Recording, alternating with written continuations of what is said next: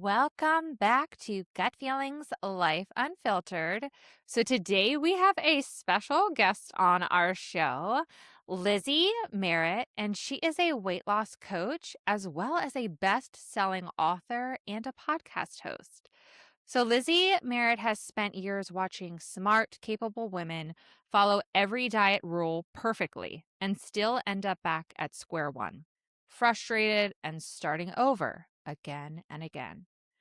As a former middle school science teacher, she started asking, what if weight loss worked like a science experiment instead of a test? No pressure to be perfect, just curiosity.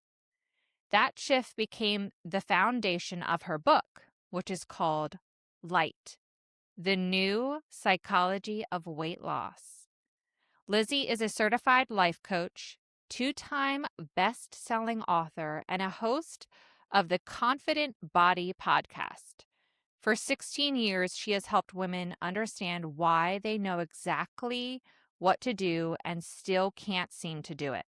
She helps women lose weight, working with their brain rather than against it. Her deeper message goes beyond the scale. The issue was never your weight.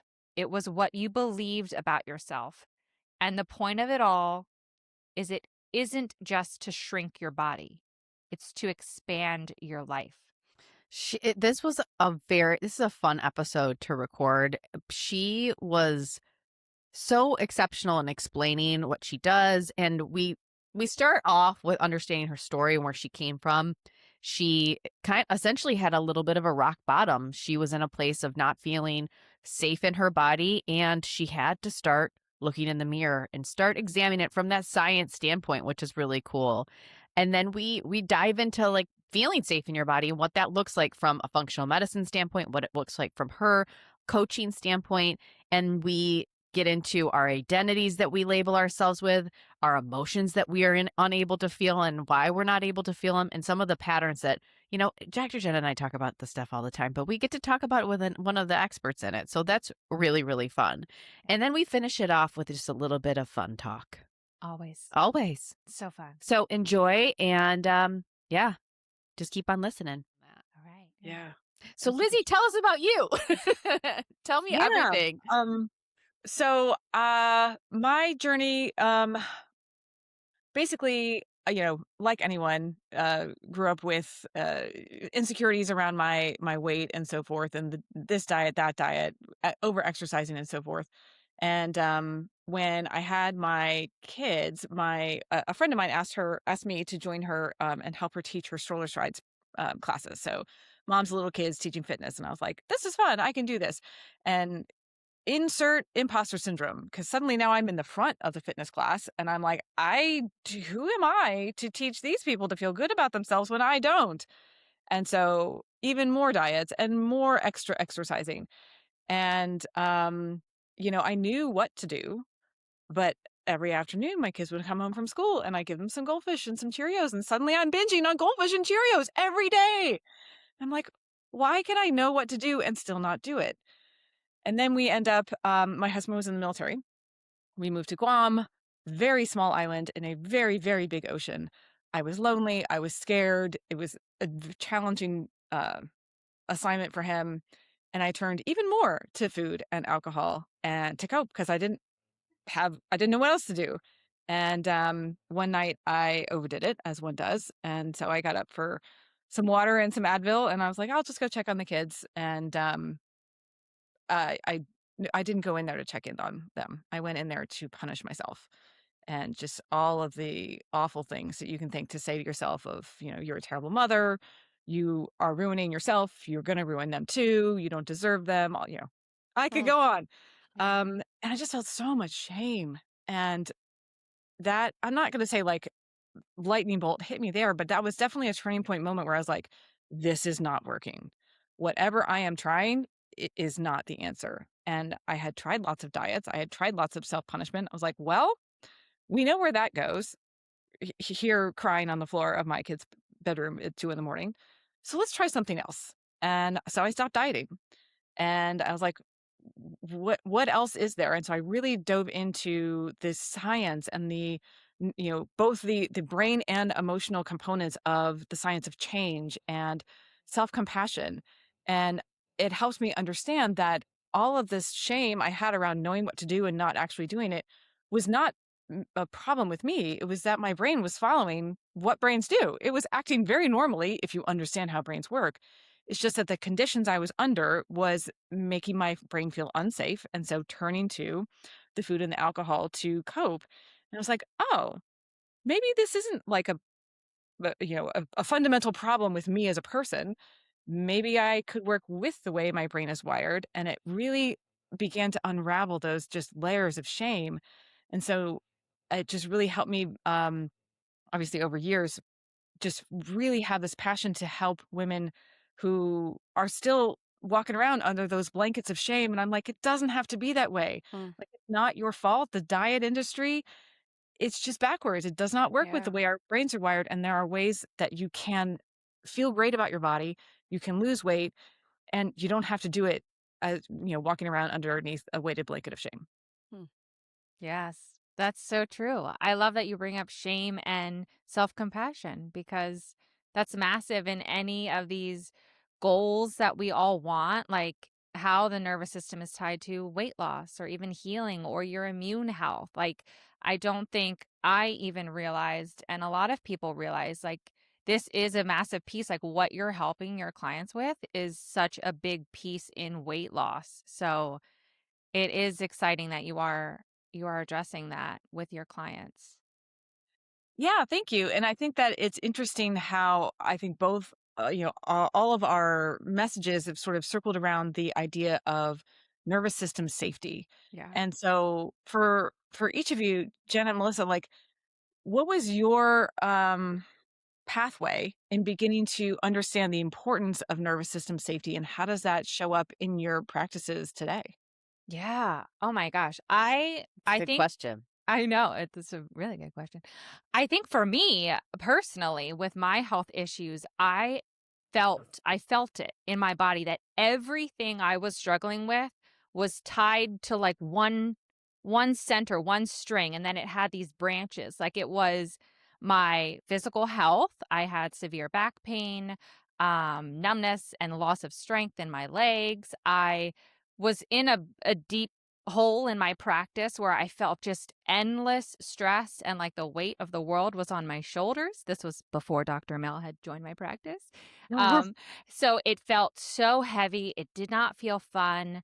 And then I'll say my relationships with my family were a struggle, but I felt like it was all connected to the same thing. And when I learned about the nervous system, I was like, oh my gosh, this is it. It's the stress response, it's the nervous system, it's all going back. So then I was like, oh, what testing from functional medicine standpoint can you actually see the impacts of the nervous system on it? And so through even gut tests, stool tests, when we're looking at a marker called secretory IgA, we can see that's like the mucosal lining of our gut. And that's a big indicator of our immune health in our gut. So it can either be very high, where it's like overstimulated, or it can be depleted and be very low, which was my case. So that's going to impact our gut health, causing either diarrhea, constipation, bloating, and then it was like, what other markers can we, and then when we look at metabolic health, we're looking at blood sugar, we're looking at glucose, we're looking at insulin.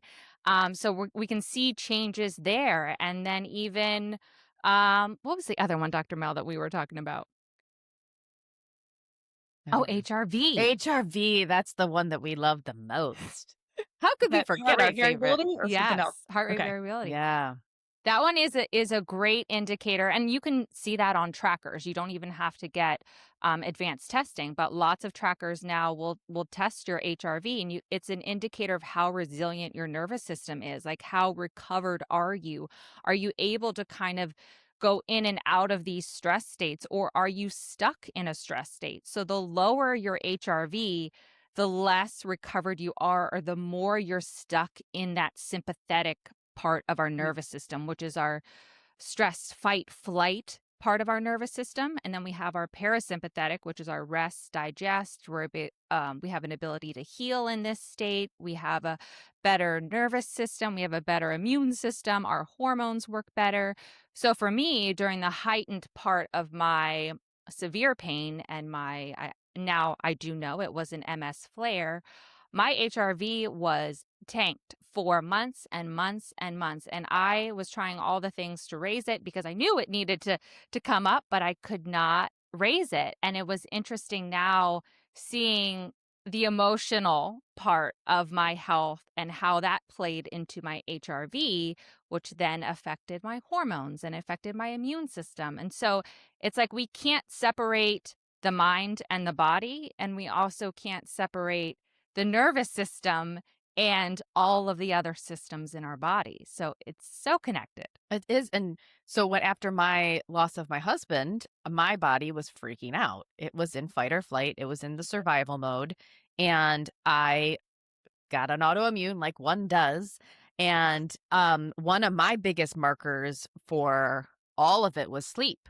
I Sleep became like either it's like the bane of my existence, right? Like I was so it's so isolating to not sleep. It's isolating to be a parent when they're not sleeping, but then when you actually can't sleep, because my friends and family would be like, "Well, why don't you just sleep when he's not sleep, when he's sleeping?"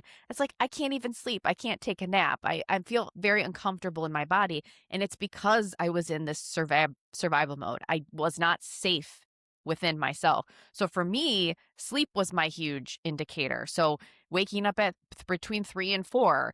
And it's hard because like also being in perimenopause, we have the hormonal aspect that can affect our sleep. But sleep tells you a lot about what you're doing during the day, how you're eating, how your blood sugar is balanced. Like, is it balanced? Are you eating enough protein? Are you eating appropriately? So I like sleep. I like to ask patients about sleep. I like to know when they're waking up in the middle of the night and what's going on in their body when they wake up, because it tells you a lot about what's going on with you. Yeah, Mm, yeah. it's exciting. It's interesting as you all are talking like that. All of us, I think, have come through various versions of. I was seeing these symptoms, and suddenly I was like, maybe there's more to it, and has the nervous system, play into this. And I think for me, I had been aware of mind body tools for some time, and it wasn't that I like consciously dismissed them, but it was more like, oh, I should do that, and never did. Yeah.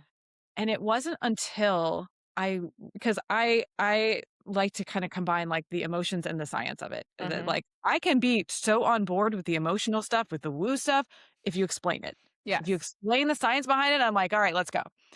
And so once I learned that like when the body is in a fight or flight state, that sympathetic response, our beautiful, amazing bodies will shunt, that lovely, rich oxygenated blood into our hearts and lungs and muscles, which means it's not in your brain, which means those diet rules you were, been trying to follow, I know what to do.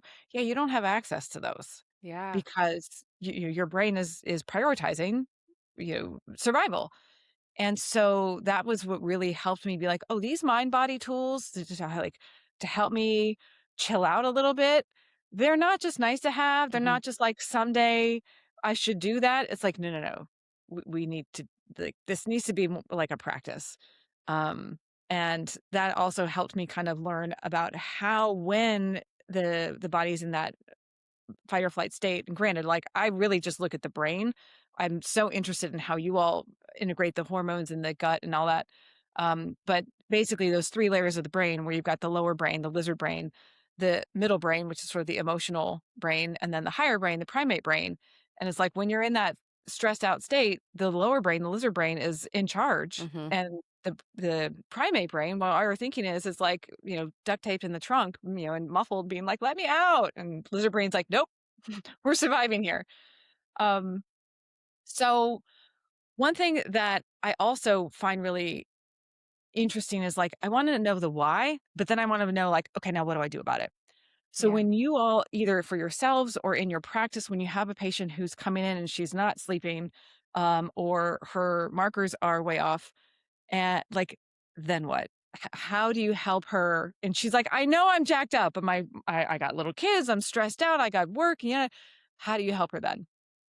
Yes. I mean, starting with the basics. Like, first of all, what can we do to decrease the stress? And metabolic health is a big one. Our glucose, our blood sugar, like that is a major stress on our system. So, what are you eating?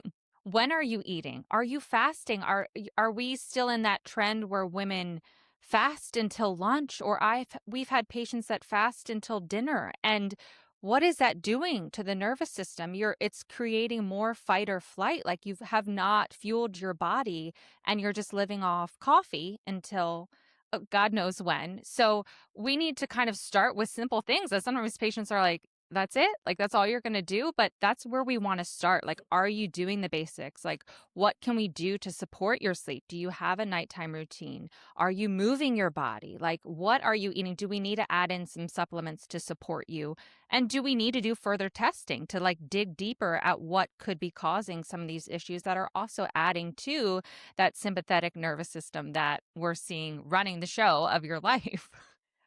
We like to also look at the language. How are we speaking to ourselves? Oh, yeah. What is the dialogue in your head? And what are we even also, what are we saying out loud? How do we describe, what we're going through and where our life is right now? What are, I mean, these things matter because we Yeah. will it into existence if we keep on saying it's like a brand on us, like I have insomnia or my relationships are awful or I don't, whatever, you fill in the blank. We all have stuff, right? So we like to listen to the words that they use and we start analyzing it from that standpoint as well. And Lizzie, I know you talk a lot too about the self compassion piece because we can't heal or we won't be able to lose weight if we don't have that self compassion for ourselves. So, how do you like? I think we see a lot of patients too that have had past traumas or even and for me, I thought a trauma was something that was massive, but now I'm learning that it can be micro traumas over time that just build up, or some of these patterns, these nervous system patterns, survival patterns that we've learned as children or might have even been passed down to us that we're then living subconsciously through. And I love that you bring that to awareness for your clients because for me personally, some of the clients that I have helped, a weight loss is one of their goals, but they're not ready to almost change some of these subconscious patterns or even open up enough to see that this could be contributing. So, how do you kind of bring that to your clients' awareness where this is a piece that could be keeping them from getting the goal that they are trying to reach? Yeah. Thank you for that question. And as you were talking about, how a client will talk to ourselves, this reminded me there's a part in one of my most recent books where it's like when the call is coming from the inside of the house, like those horror movies when you're like the call is Yeah. inside the house. Oh, Oh my God. god, we're in that Yes. because like we're talking to ourselves so often just terribly. Yeah. And similarly to the idea of like, oh, those mind body tools are nice, I should do them. A lot of us have the same kind of awareness around self talk. Like, Yeah. I would never talk to a friend the way I talk to myself. I should do that. No, it's for real. Yeah. And going to back to the like, I can go all in on the woo if you explain to me why. Here's why. Because when you are attacking yourself mentally, it's imagine you're being yelled at and berated. You're going to you physically shrink, you get defensive, your fight or flight system is on high alert, you're very protective. Well, you're doing that to yourself. Mhm. So you are walking around in a head that is creating a sympathetic nervous system response, fight or flight all the time. Once again, beautiful, amazing body is like, yikes, let's put all of our blood and oxygen in our heart and lungs and muscles and not in our brain. Let's jack up the cortisol all day. And so that's why, yeah, that nicer self talk isn't just cute. It's not a nice to have. It is a must. It is absolutely like the gateway, the doorway to any kind of change. And similarly to that 2 a.m. moment in my kids' room, it was like, well, you know, hitting myself over my head with a hammer mentally. is not working. So why don't I just try something else? Like Mhm. worst case scenario, it doesn't work either. Yeah. And that's kind of where I go with self-talk is like, no, this really is very, very important. And just like you said, a lot of times where a client is so used to, or perhaps as a young person, she was, actively trained to talk badly to herself. Like maybe she was, told she wasn't worth anything, or you're stupid, or even, you're the easy one. And so she learned to be quiet and not complain. Um, but sometimes what you can do is like you can't go from negative to positive in terms of self-talk, but if you just go from negative to neutral, that's still a net improvement. Mhm. I love Um, that. Dr. Mel, I'm curious for you when you talk about, self-talk and the words that clients use, like how do you see that in your practice and so forth? Well, especially around pain, um, I see these almost kind of like categories we put ourselves in and identifiers of ourselves, right? And what we're seeing in practice a lot is that the words that you use and the inability to express our emotions appropriately, effectively, can reside in our body. And when we don't have a space to feel safe like that, it can show up as pain. It can show up as low back pain. It can show up as headaches. For me specifically, I walked around with a label of I have a headache. This is what I do. I always get headaches. And through kind of this unraveling of this talk and self talk, um, and just being more present in my body, being more aware that I have legs that, walk and arms that swing, and kind of just also when I have an emotion, where do I feel it? Do I feel it in my chest? Am I feeling it in my neck? And those kind of things. Even on the drive here, I did some box breathing and just kind of checked in with what is going on with me. I'm so surprised on how many people don't feel and how many people are actually outside of their body. They're all in their head. They're Hmm. analyzing everything, but they're not feeling a damn thing. And that's kind of like the shocking thing through my healing journey is how little I was feeling and then how little the world feels. So that I don't know if I answered your question, but that's kind of like what we're seeing and how we approach our patients of just making some awareness around their feelings and their pain and kind of bridging that gap. Yeah. I would so agree. With one little tweak, I would say that it's not that people don't feel. I think we are feeling creatures with thoughts. It's just that we have boxed it away and put it to the side that we're not aware of the feelings because they feel so scary. And so it's a nervous system response. Yeah. Um, I mean, where if you ask somebody, well, how does that make you feel? And they go, I don't really know. I don't feel anything. I mean, that's for kind sure. of the language that I'm thinking because I'm surprised by how many times I ask somebody and they don't have a response to, right? Yeah, Because they're so disconnected from themselves.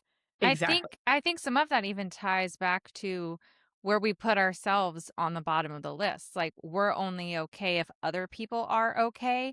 So we're Mhm. so focused on I mean, for me being responsible for everyone else, like putting our, I think, value outside of ourselves, and we almost do disassociate from our own needs because we're prioritizing everybody else's needs. And this is a nervous system survival pattern where, as long as you're okay, then I'm okay. And I know that you've talked about that too, Lizzie, with some of your clients. And how do you see that piece show up for you? 1,000%. And I think one of the main things that was very pivotal in my journey was just normalizing that it is normal for us to people please. It is normal for us to put other people's needs in front of our own. And whether that's just how we relate in our relationships or if it's maladaptive and we're suppressing our own desires, either way, like we learn that as a survival mechanism. So Yeah. it's not a character flaw. Yeah. That was really helpful for me to realize, oh, Yeah. I'm not broken. I Thank just you for learned a saying that. survival. Yeah. Yeah. And so what, um, where I talk to clients about that is like, where is taking care of others and prioritizing others something that you choose because it's part of your life, part of your core values? And where is it bleeding over into I am suppressing what I want and feeling kind of, a little spicy and maybe a little resentful about it, but not saying anything because it doesn't feel safe to speak what I want. And, again, like really want to validate that Yeah. those patterns developed for good reason. And then how can we baby step our way into something that feels safer? Um, but for you all, when you have a client come in, Dr. Jen, you talked a little bit about the emotional piece. Obviously there's the physical symptoms, the somatic, the headaches, the backache, the gut health, and so forth. But where does the conversation with the client around what's going on at home or like where's your relationships situations like how does that come into your work? Yeah. So the emotional piece is an area that we, um, I don't know. We're trying to figure out how is the best way to integrate that into what we do because not every patient is open to the emotional piece being something that needs to be addressed. Like, even myself, I was so, oh my gosh, I grew up, my dad was like, "Is it in the science journal? Like, I'm not gonna take vitamin D unless you give me this article about," like, so for me, like, that's kind of how my mind was, and I wasn't open to the mind body piece, the emotional piece really impacting our physical symptoms. So there is a bit of where and we've Dr. Mel and I have read many books, Dr. Sarno being one, where it can be taken a wrong way where it's almost like it's your fault that you Hmm. have these symptoms. And we don't want that to be the case because it's definitely not your fault, but it is being aware of some of these contributing factors. Because for us, like I want total results for everybody. I don't want just like partial results by just dealing with nutrition or just dealing. Like, I want you to have this whole beautiful life transformation where you're not limited to anything that you want to do. And the emotional piece is part of that. Our subconscious thoughts are part of that, where we're not even aware of some of these programs that are running our life. Yeah. And the biggest part of my transformation was just learning how to become aware of these thoughts and setting a timer throughout the day. I think you might have mentioned this too, where you just take a breath. You think, "What am I thinking right now?" I think you did mention about, am I contracted or expanded? Like, that's another way of thinking of what your thoughts are. But lots of times it'd be like some judgment that I wasn't, oh, that wasn't good enough, or this was like, and that's how that self compassion piece comes in. It's like, that's interesting. You're not judging it. You're not like, "Oh my gosh, I hate myself for being mean again." You're just being aware of it. Like, this is interesting that my mind kind of keeps going back to that thought. Like, you don't have to fix it, but Mm. just the awareness kind of starts to create some changes in your body, even. When we noticed too, like we would go, like I went to my primary care and I said, "Well, listen, I have headaches and I think they're stressed." And they said, "Yeah, they're stress." And then that was it. Like complete silence after. I'm like, okay."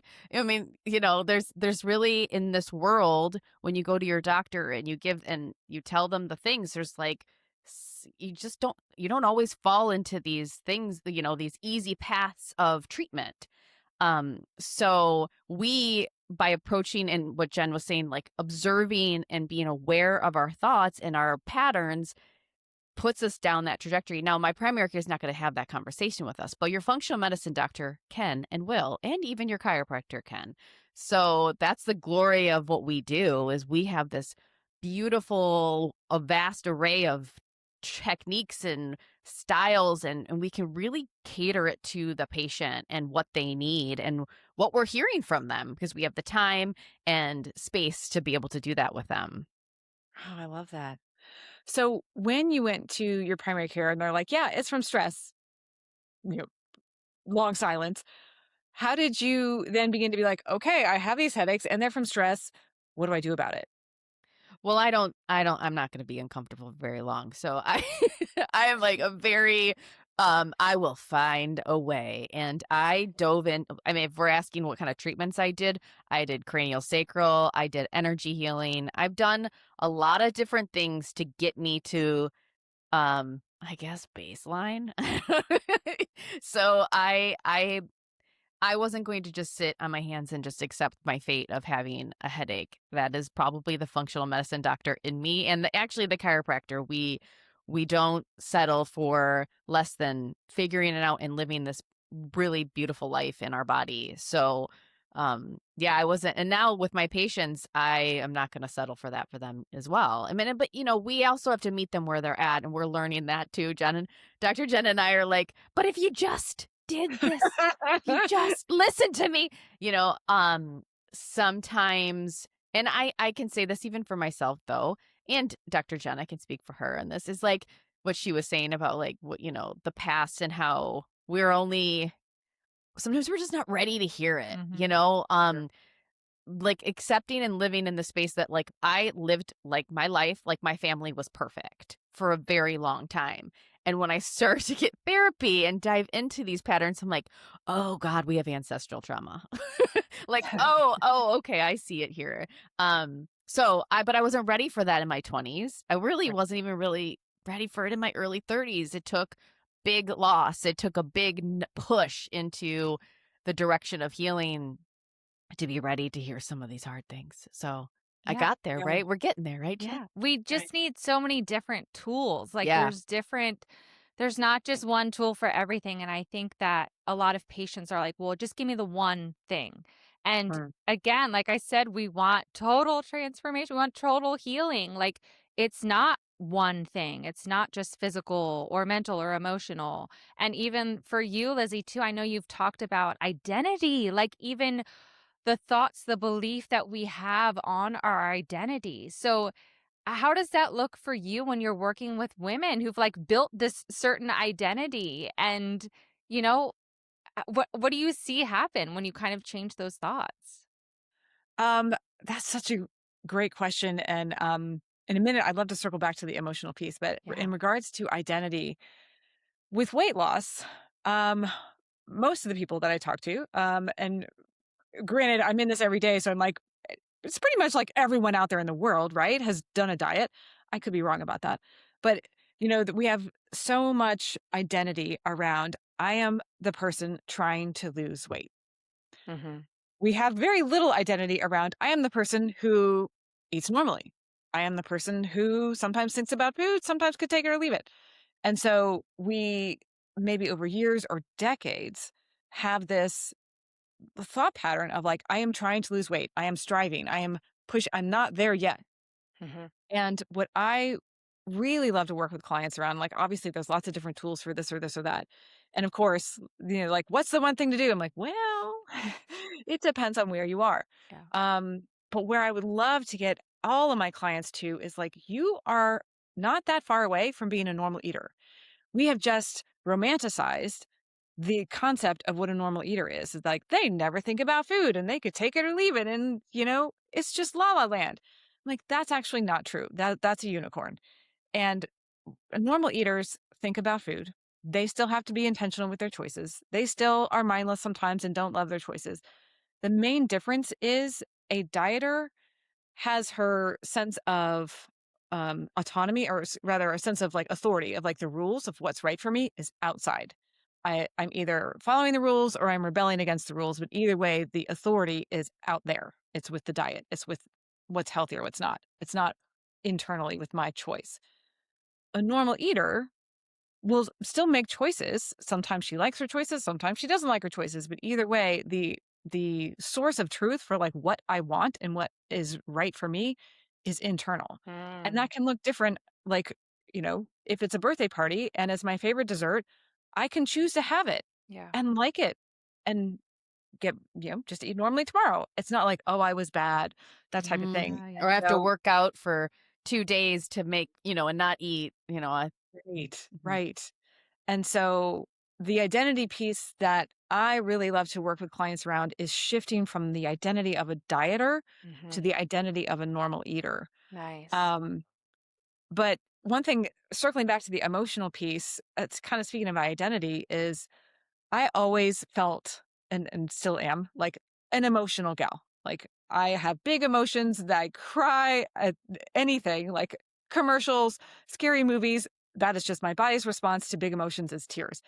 And I've spent 4 decades judging myself for that, being embarrassed by that. Can we just not do that? And very slowly, gradually, it took a friend of mine saying, like, "Hey, Lizzie, what if your emotions are like your superpower?" And that Mm. blew my mind. I was What a like, good "How?" friend. I know. I love that. I was like, "How could that possibly be? They just get in my way." And she's like, "No, they're like the canary in the coal mine that, like, if you're feeling Yeah. something big, something's going on." Love And that. that was the beginning to shift to, like, maybe my emotions aren't a problem. Yeah, And absolutely. it helped me develop a surprisingly simple but surprisingly helpful tool to help myself and then my clients baby step your way into how to feel a feeling, Mm-hmm. because it's so scary. Those feelings are big and terrifying. And could I just not? How about a cookie instead? Hmm. Which is where we end up eating at 9:45 at night. Yeah. And so again, like, I backwards stumbled my way into this was I just would say, okay, what I did this morning. I'm usually a pretty chill gal, but something was really annoying me. And so here's the tool is you just say, what am I feeling? And so this morning I was like, I am pissed off. Oh, And the second step is I'm allowed to feel this. Yeah. I don't have to fix it. And so I was like, I'm allowed to feel pissed off. Yeah. I don't have to fix it. And if you can just sit there with that for a second, then you take a big breath. So step 3 is big breath, nervous system regulating tool, and let it all the way out. dang. You want Yeah. to add a little VU breath to it. So make that VU sound. So it vibrates Mm. the vocal cords. That vagus nerve gets massaged. It's lovely. Mm-hmm. But what am I feeling? I'm allowed to feel this. I don't have to fix it. I don't need to push it away. Big breath, long breath out. Do it 4 or 5 times in a row, because frequently there's like that presenting emotion is I'm pissed off, I'm angry, or whatever. And then it's like, I'm feeling disrespected. That's what really is underneath. And that's where it's like, oh, that's why I'm upset. But we never get there because we're like, nope, Right. stay busy, get the stuff done, have a cookie. Mm-hmm. And we never get to, oh, I'm feeling disrespected. Of course, that would make sense. Or even like, I don't have to understand why I'm feeling disrespected. I just am. And Mm-hmm. I'm allowed to feel that. I don't Right. have to fix it. I love 30 Oh my that. seconds from now, I God. can fix it. But for right now, I can just let it be here. And that has been such a pivotal tool for me to just be like, I'm allowed to have emotions. They're okay. I can live through them. And in 60 seconds, we can deal with it. But for right now, we're just going to not fix it. That is huge. It's so huge. And the thing that came up for me was a parenting piece. So I have a 4-year-old, and right now, we did this big transition, this big move and he is having a lot of emotions going to this new school, and I keep on wanting to fix it for him. So this is kind of like a different, like with relationships, kind of what you're speaking to. And it's like, I just want to take that feeling away from him. I don't want him to feel sad. I want him to feel happy all the time. And I'm like, okay, let him feel this. Like, he gets to feel this. We get to feel our feelings. And I So, like that you talk with your clients too about healthy yeah. emotional, like detoxing, because a lot of us have learned how to suppress our emotions. And what I had learned and what I personally had experienced is when you suppress one emotion, whether it's anger or rage, because a lot of women don't express that type of feeling or emotion because we think it's dangerous or it's not right for a woman to feel that way.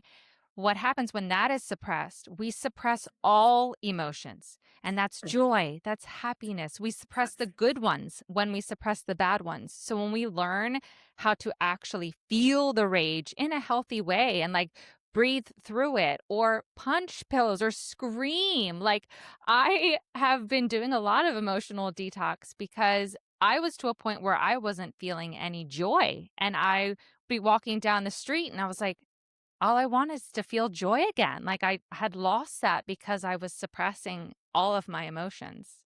Yeah. So I love that you talk about And that. Dr. Mel, I appreciate that you brought up how that can play into interpersonal relationships as well, because another part of my own journey, like we teach what we have had to learn ourselves, right? Um, but going back to kind of that people pleasing and just making sure everyone else is okay. Hmm. A really important thing I needed to learn was if someone else in my environment is having a big emotion, like I am when it comes to like anger or raw emotions, I'm an ember. Like I can last for weeks and just Ooh. let that Oh, simmer. like a slow burn, like a yeah, Yes. yeah, My yeah. husband is a firecracker. Like Okay. it's big and loud and then it's Yeah. done.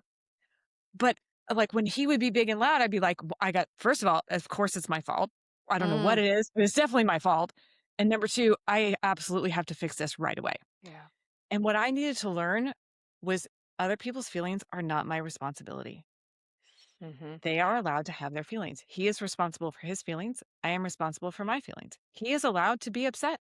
And even if it is my fault, he's still allowed to be upset. And I don't have to fix it. And that was revolutionary for me. Yes. When do you think that happens to us? Like when is that pattern like do you think that's in childhood? Do you think that's just developed over time? Do you think that's a partnership? Like what is your opinion on tell me everything about it. Like I want Um, to know. I think every person's sort of blueprint is a little bit unique. Generalizing, I would say it's two parts. Number one, particularly for females, like we are socially conditioned to, be quiet and sit there and, make everybody happy. And it's kind of, you know, a little bit in our DNA in terms of like nurturing of like, I want to nurture the home type of thing. And that's very stereotypical comment, that may not necessarily apply to everybody. But then there's an extra layer piece where the unique childhood home that a person grew up in. And so, for example, I grew up in a terrific childhood home, no issues whatsoever. Probably like you, Dr. Mel, where I was like, everything's fine. And then the more I look at it, I'm like, oh, we did have some trauma.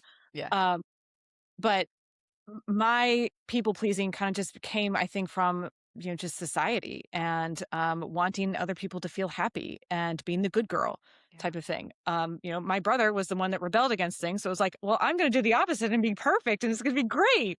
And so that's where I learned to make other people's feelings my responsibility. Yeah. So I think it's part social, just our society, and also partly the childhood that somebody grew up in.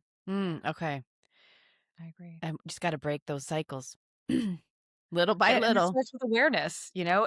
awareness and compassion. Like, it's not like I'm, something's wrong with me that I I have know. these patterns. I do love that what you said earlier about like these patterns are normal. It felt really good in my own body when you said that. It was like validating to know that like I'm not flawed or broken because of the tendencies that I have of being a codependent or recovering codependent, I guess. But Yes. yeah, Right. so I liked what you said. It felt so nice and I think our listeners will really like to know that they're not bad. They're not wrong and they're not flawed. These are traits that we've learned and now we just need to observe them. Yeah. Well, Dr. Jen and Dr. Mel, I could talk to you for hours, Yes. and I think I definitely would love for us to do like a part two at some point. But we do need to wrap this up. So, Yeah. is there anything that you would like to add? Anything I didn't ask that you're like, I just want to I think you share? know what we should talk about, Jen, is just fun. Just straight up Fun. how to Yes. be because I think that like in our 40s now we are so there's checklists on checklists on checklists. There's taking care of our family, children, parents, whatever we have going on. And we're so devoted to these people and making sure that everything is smooth, but we are lost sight completely of having fun. Yeah. Like we generally talk about like what we need to get hobby. Like we need to, so we're, it's definitely a process. And for me, it's like small doses of like just being in nature and like looking at a leaf and looking at a bird and just being very present. But I do think that we need to approach fun as an actual medicine, as a prescription. Yeah. As are your functional medicine doctor, we make sure that you need to go out and have some fun. And And it's on your to-do list. Have fun. it's the top. 2 hours of fun. It's sleep and fun. Yeah. All right. Yeah. Okay. What do you do when someone's like, I don't know what to do for We fun? hear that a lot, Yeah. actually. Yeah. And that's normal, very normal. What I found was that, like, what did you do as a kid that was fun? And when you start bringing some of those things back, it's Yes. really interesting. Cool. Yeah. Wow. Very Yes. cool.